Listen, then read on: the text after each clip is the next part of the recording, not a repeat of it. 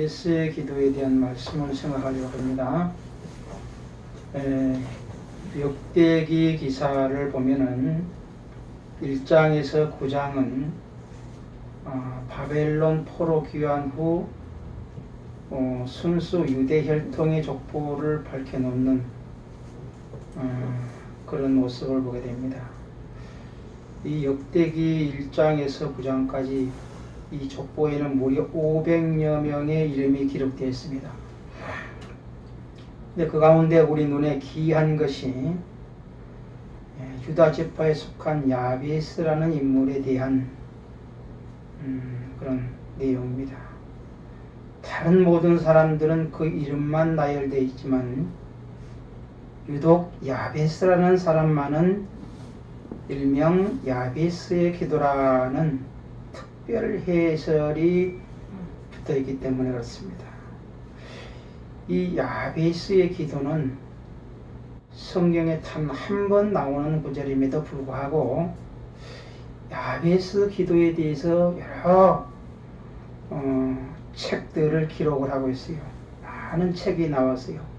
야베스의 기도, 다시 쓰는 야베스의 기도, 야베스 기도 그 이후, 어린을 위한 야베스 기도, 야베스 기도에 숨겨진 진실, 야베스의 영성 등 여러 권의 책이 나와서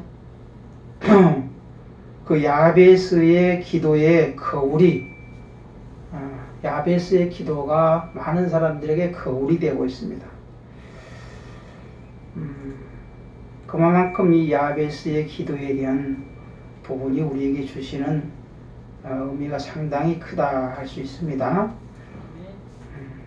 성경에 무려 500명의 이름이 기록되면서 이 야베스에 와서 야베스에 대한 사람의 그 의미를 부여하면서 야베스의 기도에 대한 내용이 나오고 있어요.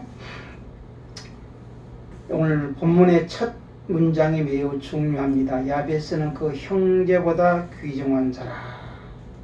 이 말씀은 야베스가 태어날 때부터 다른 형제들보다 뛰어나고 존귀했다 하는 것이 아니라 처음에는 형제들보다 오히려 못하다가 그 나중 결과가 다른 형제들보다 월등하고 존귀한 자가 되었다라는 그런 뜻입니다. 마치 요셉이가 형제들에서 팔려서 종살이하고 그렇게 하다가 나중에 애굽의 국무총리가 되어서 존귀한 자가 된 것처럼 바로 이 요셉 야베스가 형제들보다 존귀하지 못하고 볼품없고 멸시당하고 무시당하고 소외되었던 사람이 존귀한 사람이 되었다 하는 겁니다. 오늘 본문 다음 문장이 바로 그것을 입증하고 있습니다. 그 어머니가 이름하여 야베스라 하였으니 이는 내가 수고로이 낳았다 함이었더라 그랬어요. 야베스란 의미가 고통이란 뜻입니다. 보다 문자적인 의미로는 그가 고통을 불러오다 혹은 그가 고통을 불러올 것이다 라는 그런 의미가 되기도 합니다.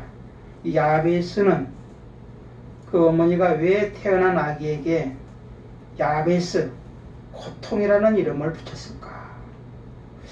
무슨 이유인지 몰라도 이 야베스의 출생은 그 어머니에게 기쁨이 아니라 고통이었고 저주였고 어두운 미래를 예고하는 눈물의 씨앗이라고 여겨졌을지 모르겠습니다. 아무튼 그 어머니가 왜 이렇게 아들을 낳고 야베스라 고통이라 그렇게 이름을 지었을까? 아이에게 이런 이름을 지어준 이유가 뭘까? 부모가 자식이 태어나면은 그 이름을 긍정적으로 지어주는 것이 그 부모의 마음이죠. 항상 아들의 이름을, 자식의 이름을 지을 때에 어떻게 하면 네 자식이 이름처럼 그렇게 훌륭한 사람이 됐으면 좋겠다라는 그런 의미를 부여해서 이름을 다 짓습니다. 다 긍정적으로. 자기 자식이 부정적인 사람이 되지 않냐고 긍정적인 사람이 되기를 간절히 바라는 의미에서 이름을 긍정적인 이름을 짓는데, 여기 야베스의 어머니는 그 아들을 낳고 부정적인 이름을 지었어요. 고통이라 슬픔이라. 저는 우리 큰아들 이름을 놓으면서 진설이라 그렇게 지었어요. 참 진짜에다가 말씀 설자를 집어넣어서 참된 말씀이 사람이 되라 라는 그런 의미를 부여해서 진설이라. 진설이라 할 때 최진실이라고 하는 탤런트가 있었죠. 근데 진설 그러면 진실 그런 줄 알고 사람들이 헷갈려. 진설은 참된 말씀의 사람이 되라 라고 그렇게 지었어요. 근데 여기 야베스 어머니는 그 아들을 낳고 고통이라 슬픔이라 하는 이름을 뜻을 지닌 부정적인 이름을 주었다. 오죽했으면 그랬을까라는 그런 생각이 들기도 합니다. 야베스는 사생아였는지도 모릅니다. 또 서자였는지도 모릅니다. 저주의 예언을 받았는지도 모릅니다. 태어나서는 안 될 아이였는지도 모릅니다. 야베스는 그 어머니조차 기뻐하지 아니하는 상황 속에서 태어난 그런 아이입니다. 오늘 근데 9절 10절 사이에는 엄청난 생략이 있다는 사실을 우리가 엿볼 수 있습니다. 9절은 야베스가 어떤 상황에서 출생했는가 하는 것을 밝혀줍니다. 그리고 그 이후 야베스의 삶에 대해서 침묵을 하고 있습니다. 바로 야베스가 하나님 앞에 아뢰었다 그렇게 기록되어 있습니다. 기도했다 하는 말이죠. 다시 말하면은 하나님께 기도하기 전에 야베스의 모든 삶은 기록할 만한 가치가 없다 하는 그런 의미로 봐야 할 것입니다. 하나님과 연결되어 기도하는 삶을 살기 시작할 때부터 이 야베스의 삶이 의미 있는 삶이 되기 시작했다. 하나님 앞에 기도하기 전에 야베스의 삶은 의미 없는 삶, 기록할 만한 가치가 없는 삶이었지만 기도하고부터 하나님과 관계하면서부터 그의 삶이 의미 있는 삶이 시작되었다 하는 것입니다. 아멘. 사람은 의미를 추구하는 존재라 그랬죠. 식물 인간으로 100년을 산들 무슨 의미가 있겠습니까? 수학자가 더하기 빼기 셈만을 100년 한들 무슨 의미가 있겠습니까? 사람은 하나님과 올바른 관계를 맺고 살기 시작할 때부터 그의 삶이 의미가 있는 것입니다. 의미를 갖기 시작하게 되는 것입니다. 아무리 인간이 출세를 하고 성공을 했다 하더라도 그 삶이 하나님과 관계하지 않냐고 의미 없는 삶을 산다고 하면은 무슨 소용이 있겠느냐 하는 것입니다. 저와 여러분들의 삶이 하나님과 올바른 관계를 맺고 살아가면서 의미 있는 삶, 축복의 삶이 되시기를 축원합니다. 아멘.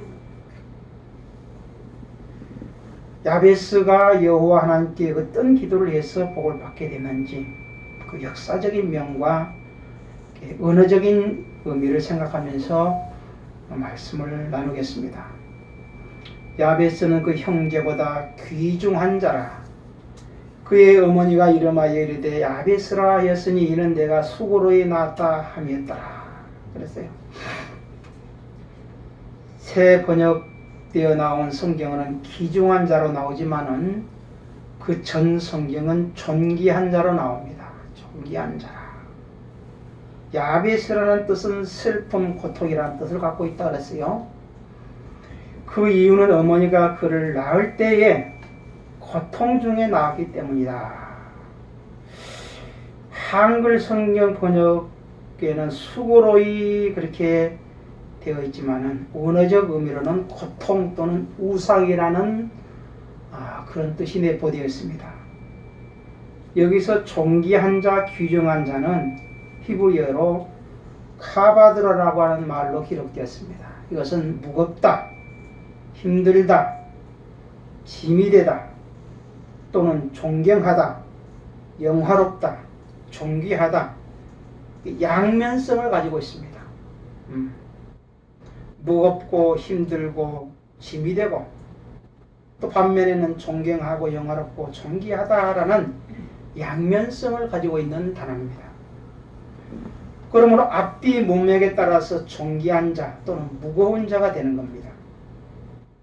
본문의 문맥을 보면은 야베스가 존귀한 자로 태어났다면은 슬픔 또는 고통이라는 말이 아니라 기쁨 또는 즐거움이라는 단어를 써야 됩니다. 근데 여기 야베스의 뜻은 슬픔입니다.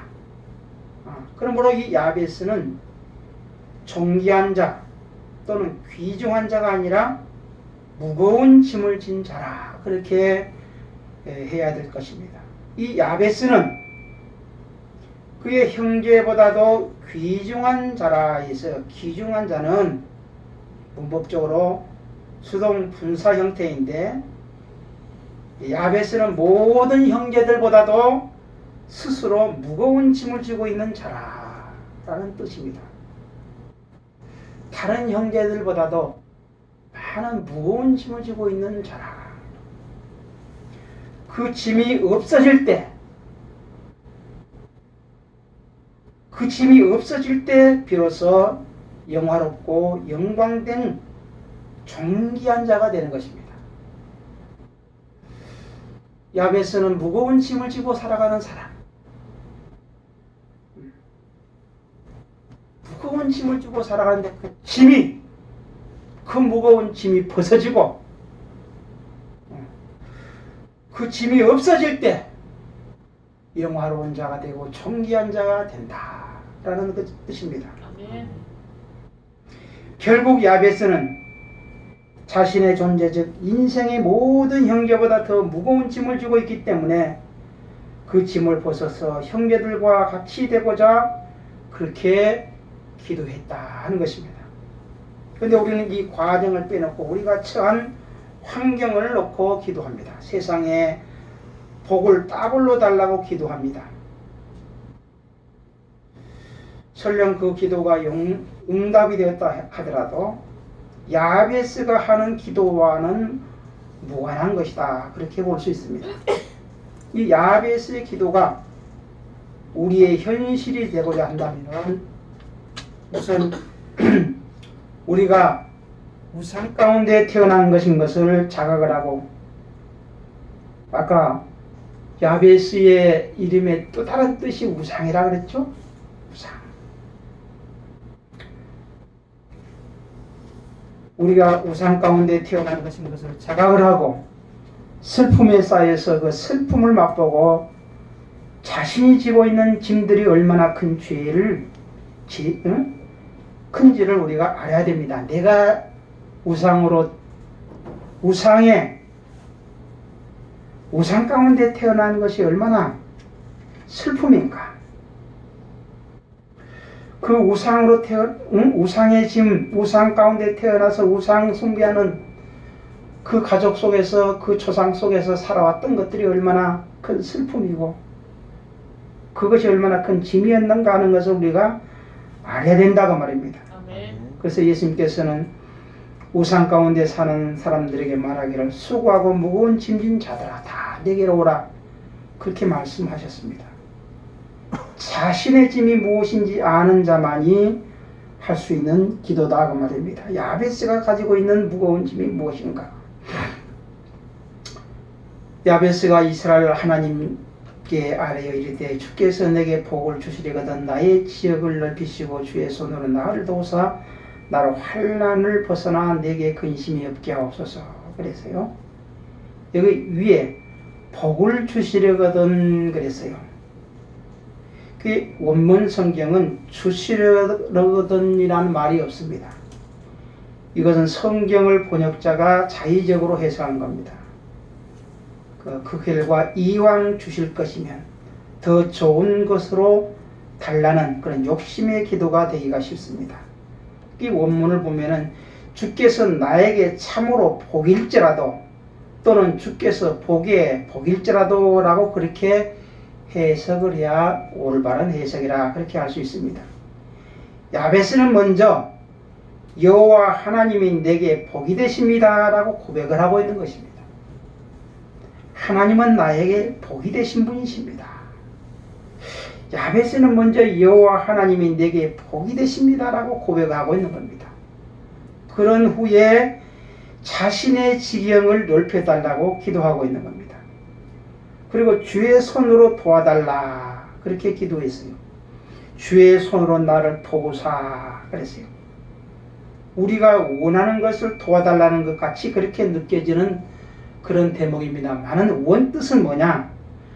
주의 손이 나와 함께 있습니다 라는 뜻입니다.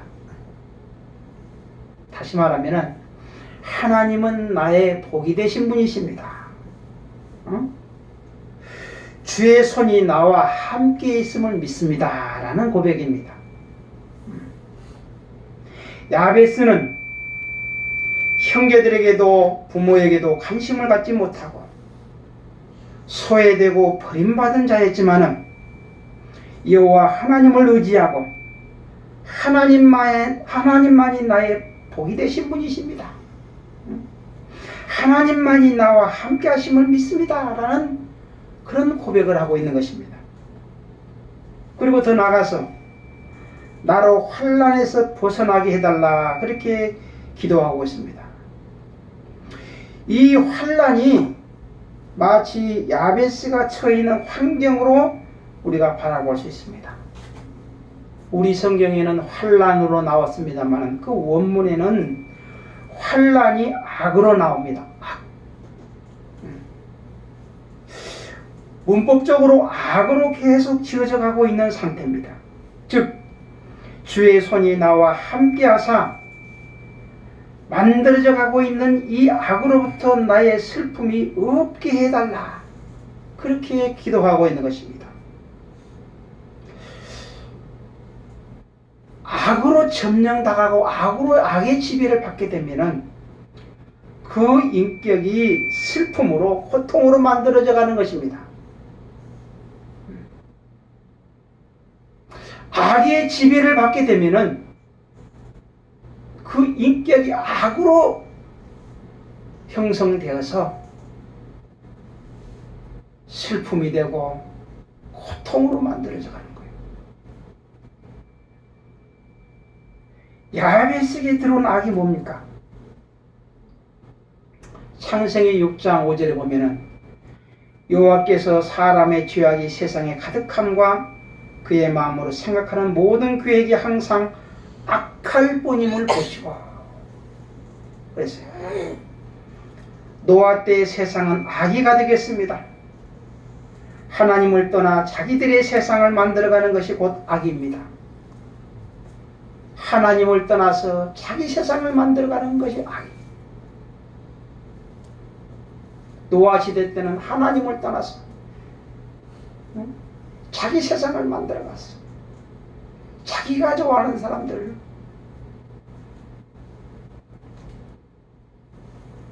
하나님의 사람들이, 하나님의 아들들이, 사람의 아들들, 자기들이 좋아하는 자들로 말미암아 결혼하고 여러분 좋아해야 결혼하죠. 그죠? 근데 하나님의 아들들이 사람의 딸들을 보면서 자기들이 좋아하는 대로 하나님과 관계없이 노아 시대와 지금 시대와 똑같아요. 자기들이 좋아서 결혼을 해요. 자기들이 싫으면 떠나요. 그래서 이혼율이 얼마나 많은지 몰라. 오늘 결혼하고 제주도 가서 이혼한다니까. 자기들을 좋아하는 세상을 만들어가는 것이 악입니다. 세상 신이 그를 지배하게 되면 하나님의 자녀일지라도 죄의 종으로 살아가게 되는 겁니다. 죄의 종으로 있을 때는 늘 괴로움이 있습니다. 자신이 분명 아들임에도 불구하고 죄의 굴레에서 벗어나지 못하면 날마다 고통의 짐 때문에 한숨만 쉬고 있는 것이 우리 인생입니다. 땅이 있을지라도 그 땅에는 농사를 지어도 온전한 것이 나오지 않습니다. 이것을 안 야베스는 하나님께 기도한 것입니다. 자신의 욕심으로 우상으로 섬겼던 신을 버리고 여호와 하나님이 나와 나의 주가 되셔서 내가 지고 있는 모든 환난을 벗어던지고 이제 다른 형제들과 같이 하나님의 아들이 되어서 땅을 넓혀서 생명의 씨를 뿌릴 수 있는 농부가 되게 해달라. 그렇게 기도하고 있는 겁니다. 주기도문에 우리를 시험에 들지 말게 하시고 악으로부터 구해달라. 그렇게 기도하고 있죠. 오늘 우리가 주기도문의 삶, 즉 마음의 생명의 씨앗을 뿌리고 그 생명을 가꾸는 일에 매진해야 되는데 세상 것에 시험이 들어서 슬픔과 고통을 느낄 때가 많습니다. 그럴 때는 온전한 신앙이 생활이 되지 않아서 늘 슬픔이 짓누를 때가 많은 것입니다. 신앙생활 하기는 하는데 세상 것에 시험이 들어서 슬픔과 고통을 느껴서 그것 때문에 짓눌리는 삶을 살 때가 많다고 말입니다. 그러므로 우리는 야베스처럼 기도해야 될 줄로 믿습니다. 악한 자로부터 자신을 건져달라고 해야 됩니다. 이것이 우리의 복의 복이 되는 것입니다. 악으로부터 주여 나를 악으로부터 건져 주시옵소서.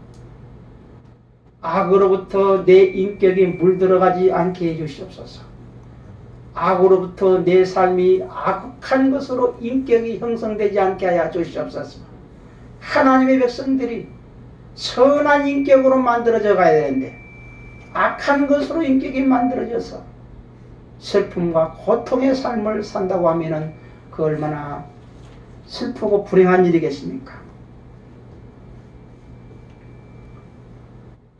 야베스는 다른 형제들처럼 귀중한 자가 되어서 자기의 직임을 넓혀가야 하는데도 불구하고 자신이 죄의 고통 중에 나아진 상태이기 때문에 자신 또한 악으로 향하고 있는 것을 깨닫게 되는 것이고 하나님의 손에 의해서 자신이 짊어지고 있는 이 악으로부터 벗어나서 존귀한 자, 하나님의 영광에 이르는 자가 되게 해달라고 간청하고 있는 것입니다. 하나님은 그의 기도를 들으셔서 존귀한 자가 되는 복을 얻게 된 것이 아니라 야베스의 복을 얻게 되는 것이 야베스의 기도문입니다. 하나님은 그의 기도를 들으셔서 존귀한 자가 되는 복, 그것이 바로 야베스의 기도였다. 마치 이스라엘 백성들이 애굽의 바로왕 아래에서 종살이하면서 애굽의 왕이 시키는 일 때문에 그 고통을 어디다가 하소연할 데가 없어서 여호와 하나님께 기도했던 삶과 같습니다.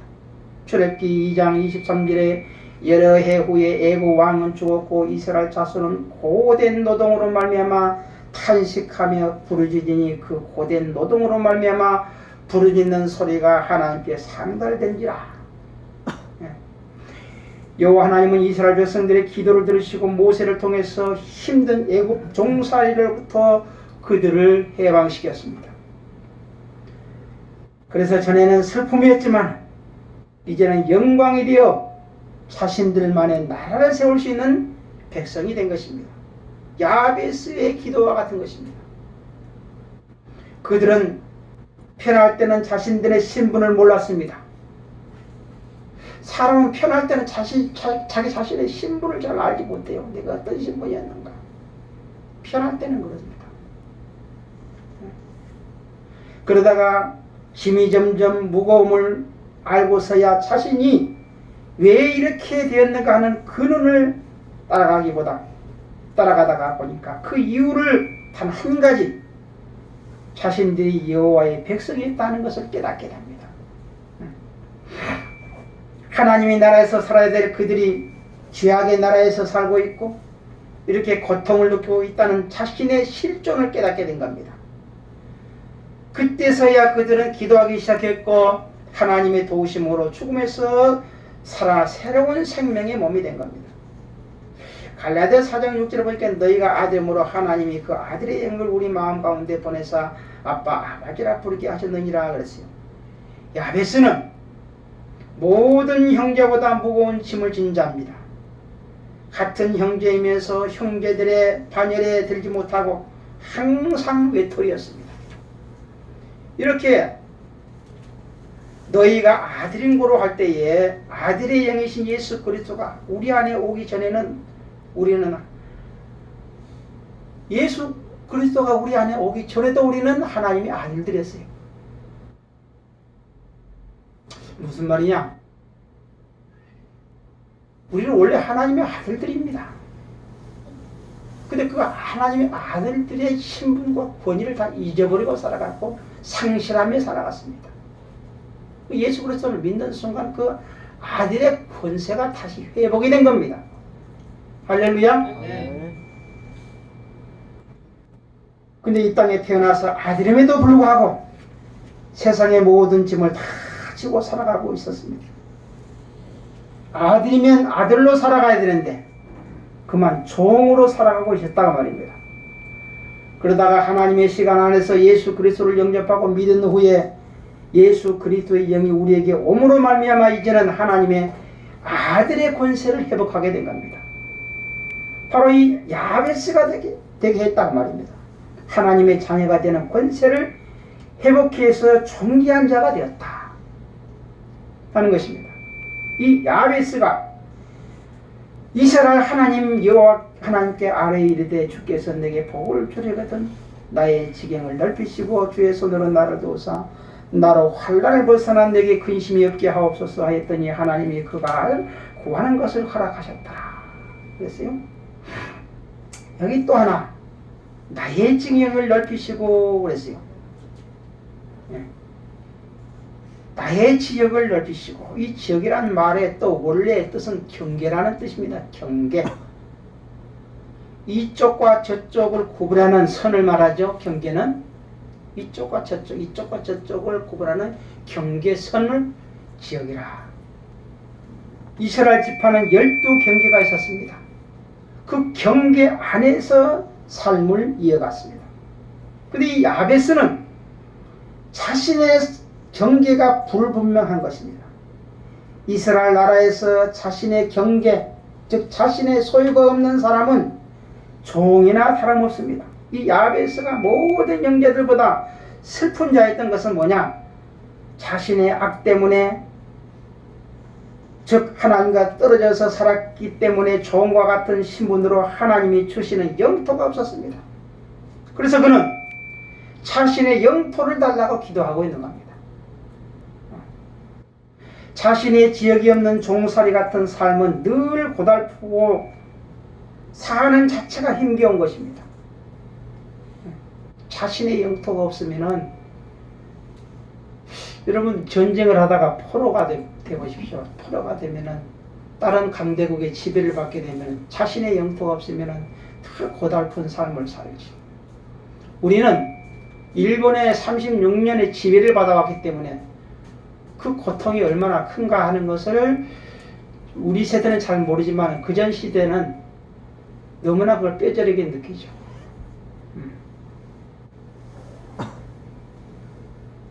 얼마나 종살이 하는 것이 불행하고 힘든 것인가 하는 것을 알게 됩니다. 야베스는 이제 아들이 되어 아버지가 주시는 땅을 달라는 겁니다. 예수님은 이 땅에 오셨습니다. 하나님의 아들이신 예수 그리스도가 이 땅에 오셨어요.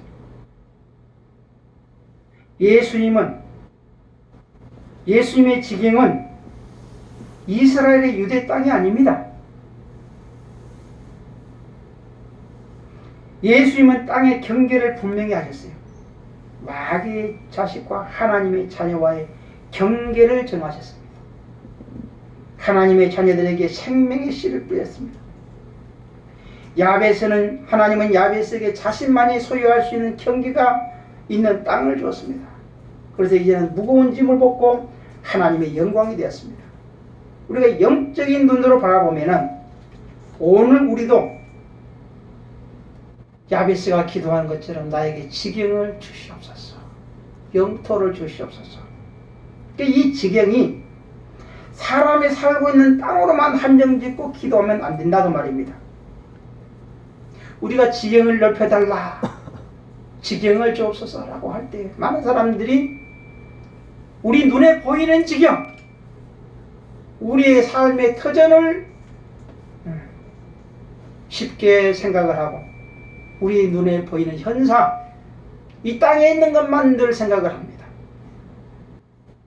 믿는 자들이 교회의 직분과 상관없이 받아야 될 지경이 뭐냐? 바로 하나님의 밭입니다. 고린도전서 3장 8절에 심는 이와 물 주는 이는 한 가지나 각각 자기가 일한 대로 자기의 상을 받으리라. 우리는 하나님의 동역자들이요 너희는 하나님의 밭이요 하나님의 집이니라 그랬어요. 사도 바울은 고린도 교회의 성도들을 보고 밭이라 그랬습니다. 하나님의 밭이라. 이것이 바울의 지경이고 경계였습니다. 사도 바울은 변화가 되어서 새로운 나라를 건설하는데 그 나라가 바로 성도들이고 마음의 밭이라. 이 마음의 밭에 생명의 씨를 뿌려서 그 씨로 인해서 땅이 정복당하는 것을 말하고 있습니다. 오늘 우리에게 이런 복이 임하여야 될 줄로 믿습니다. 아멘. 주여, 내 마음의 밭을, 우리 인간의 마음에 네 가지 밭이 있다고 예수님께서 말씀하셨잖아요. 길가와 같은 밭, 돌짝 같은 밭, 가시 같은 밭, 옥토와 같은 밭이 있어요. 우리 마음의 밭이 어떤 밭이 되어야 될까요? 우리의 마음 밭이 돌 같은 밭, 길가와 같은 탁탁한 밭, 가시 같은 밭, 이것이 싹 사라져버리고 좋은 마음의 밭을 갖고 와서 그곳에 생명의 씨앗이 뿌려지면 그 씨앗이 생명력이 발휘되어서 열매를 맺고 나무가 형성돼서 열매를 맺는 밭이 되어야 되지 않겠어요? 주여, 우리가 야베스처럼 기도해야 될 것은 영토를 달라고 기도하기 전에 주여 내 마음의 밭을 갈아 높여 주시옵소서. 응? 내 마음의 밭이 복되게 하여 주시옵시고 내 마음의 밭이 옥토가 되게 해 주시옵소서. 응? 우리 마음의 밭에 있는 가시등굴을 걷어내시고 옥토가 되어서 생명의 씨를 받아서 생명의 싹을 내는 밭이 되는 복이 임하게 해달라고 그렇게 기도해야 될 줄로 믿습니다. 아멘. 내 마음의 밭이 돌짝 같고 가시가 같고 길가와 같아서 말씀이 주어졌는데도 그것이 생명이 자라가지 못하고 뿌리를 내지 못합니다. 응? 그 무슨 복된 마음입니까? 내 마음의 밭에 가시 같은 것들이, 돌 같은 것들이, 길가 같은 탁탁한 완악한 마음들이 갈아 눕혀져서 옥토가 되어서 말씀의 씨앗이 생명의 씨앗이 뿌려졌을 때에 그것이 운비되고 발화가 되어서 그것이 성장하고 자라서 열매를 맺는 그런 밭이 되어야 될 텐데 그것이 진정한 나의 복이 되지 않겠습니까? 세상에 땅덩이를 달라고 기도하기보다는 자신이 먼저 옥토가 해달라고 기도해야 될 줄로 믿습니다. 또 생명의 씨를 받을 수 있는 사람이 되게 해달라고 기도해야 될 줄로 믿습니다. 그리고 하나님이 준비하신 사람을 보내달라고 기도해야 될 줄로 믿습니다. 내 마음의 밭도 복된 마음의 밭이 되어야 되고 하나님의 준비된 사람들의 마음의 밭이 많이 그런 사람들이 많이 교회에 나와서 그들이 하나님의 말씀의 씨앗을 받아서 생명이 자라가는 그런 새 생명 역사가 그런 사람들을 보내달라고 우리가 기도해야 되겠죠. 이것이 바로 복된 거 아닙니까? 이것이 가장 우리에게 중요한 복 아닙니까? 이 세상에서 땅덩어리 많이 가지고 살다가 하나님과 관계없이 살아갑니다.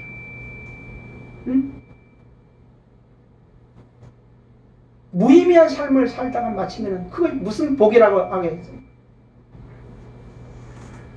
우리는 야베스와 같은 사람, 무거운 짐을 지고 살아가는 사람입니다. 내 것이 아닌데 내 것처럼 알고 지고 가면서 고통과 슬픔을 당하고 있습니다. 하나님이 주시는 마음의 땅에서 제대로 살지 못합니다. 그러므로 우리는 복의 근원이 되시는 하나님께 기도해야 될 줄로 믿습니다. 아멘. 우리의 지경을 넓혀달라고 기도해야 될 줄로 믿습니다. 아멘. 우리 교회가 많은 구원받는 사람들로 가득 차는 내 마음의 밭이 지경이 넓혀질 뿐만 아니라 우리 교회도 많은 믿음의 백성들이 확장이 돼서 하나님의 나라가 넓혀져가는 놀라운 역사, 사건. 나로 인해서 내가 성장하고 내가 마음이 가꾸어지고 내가 옥토가 돼서 마음이 밭이 잘 가꾸어져서 생명의 씨가 뿌려졌을 때 그것이 열매를 맺고 자라서 더 많은 또 가지를 해서 계속해서 번창하고 또 다른 씨앗을 해서 더 많은 또 확장되어 나는 하나님의 나라를 확장시켜가는 그런 사람 되게 해주시옵소서. 그렇게 기도해야 되지 않겠어요? 네. 그것이 진정한 복 아닙니까? 우리가 기도해야 될 제목이 바로 이런 것들 아닙니까?